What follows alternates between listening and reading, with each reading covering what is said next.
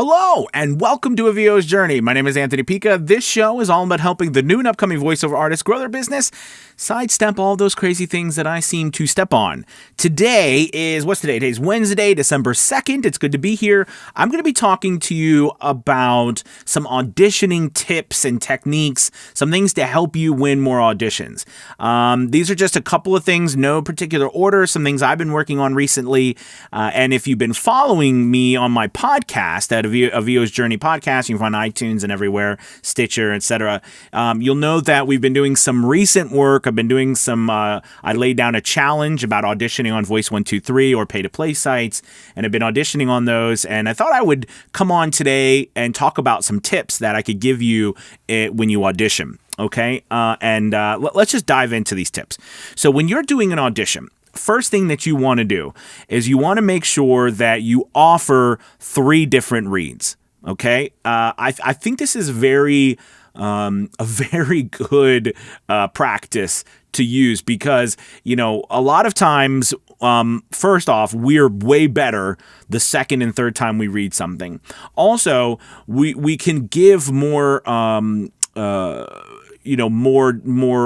different types of reads throughout these 3 different reads that we give the client, meaning that, you know, you could try a lower pitch voice, a higher pitch voice, a faster pace, a slower pace, right? You can do some different things. And by offering 3 different reads for your audition, it's very helpful. Okay. So that's the first thing you want to do is offer 3 different reads in your audition.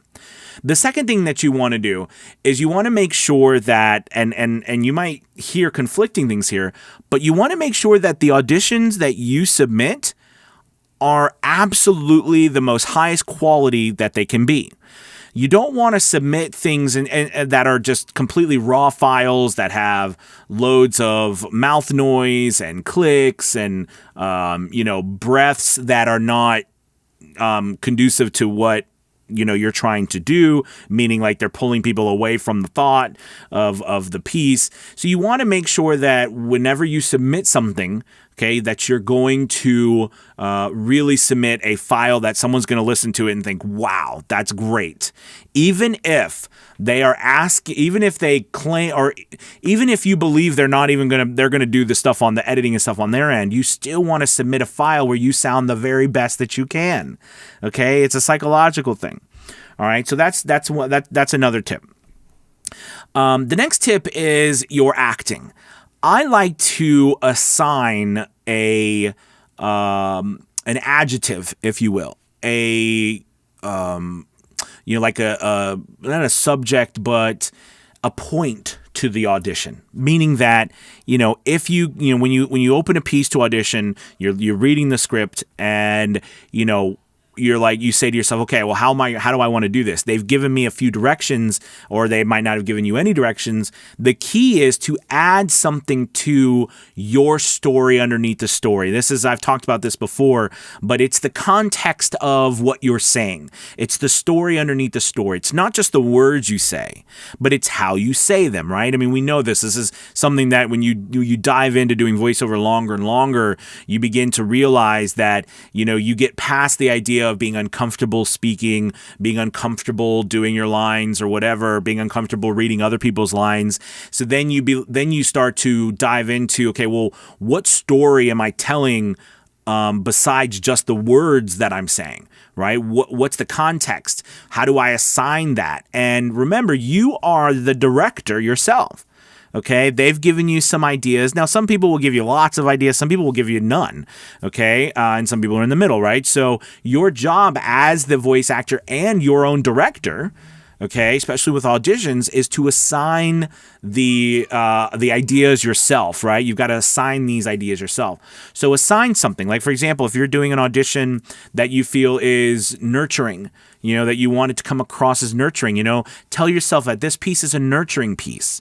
All right. And that word, when you go to give that nurturing to someone, keep that locked into your mind as you speak and make that the focus of the piece. Let it come out the way it's supposed to come out to you and your delivery. That's what makes you a unique voice actor. Now, as you get training and everything, you get better at being able to being able to tell a story. Because again, that's the context. That's a story underneath the story. Being able to tell a story, even if it's a commercial, we're still telling a story.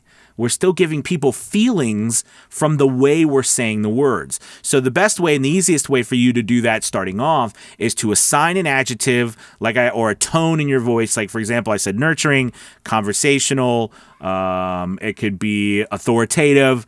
It could be calming. It could be professional. Like all these different types of words and tones and stuff can help us mentally. Okay? Here's another thing. When you're auditioning, the speed in which you get auditions done, that's important. Because the reality is most of these sites, all of them, they're kind of like big cattle call sites, right? They're big sites where tons of voice actors are at. So doing 1, 2, even 3 auditions a day, honestly, it's just not going to be enough. It's not going to be enough for you to get work on any consistent basis. All right, you've got to get it up to 10, 20 auditions, 30 auditions a day. And it's your job as a business owner then to figure out, one, how do you get that many auditions, right? You can pay for it on these sites. You can go to sites like ACX for audiobooks. You can do different things, but you got to get that many auditions. Then you've got to figure out, how do I quickly do auditions? Right? How do I do them really well? Do all that stuff I just said, but also get through them quickly. You want to shoot for, and I know this will blow your mind, but you want to shoot for 5 minutes or less per audition. That's actually something too that Voices.com and these different sites recommend. Don't spend any more time than that. But you've got to pump them out. All right? You want them to be excellent as best as they could, so it's going to take practice. But in order to do that, that's when you have to start looking at your equipment. You have to start looking at the systems you use to process your work. Like for me, I use the Apollo Twin from Universal Audio, and I use some plugins so that as I'm recording, it's already being EQ'd, it's already being compressed, things are already happening to my audio, so I don't have to do any of it when I'm done. I just push a button after I'm finished, bam, I'm ready. I'm ready to go and ready to submit it. Okay, literally, it takes me more time to just create the file than it does for me to record it often. And that's doing 3 takes for each one. So this is an important thing for you to do, because a lot of people sometimes can take up to 15 minutes, 20 minutes, 30 minutes per audition. And if it's taking you that long, think about that. If it takes you 20 minutes to do an audition, right? 10 auditions would be 200 minutes. 200 minutes is over 3 hours. Right? That's just way too long to get just 10 done. So push yourself to go faster, and that should be a goal for you, is to get that down to 5 minutes or less per audition. If you're nowhere close to that, don't panic. Just work on it, start chipping away, start looking at how can I be faster? What can I do to set up less, do less and get more results. All right. So listen, those are just some tips. I know I didn't talk about, I guess I could give you one bonus tip. The sites right now that are the major places to go and buy auditions, I think of it as buying auditions, if you will, is sites like Voice123, Voices.com, The Voice Realm. There's some other sites like Boldago.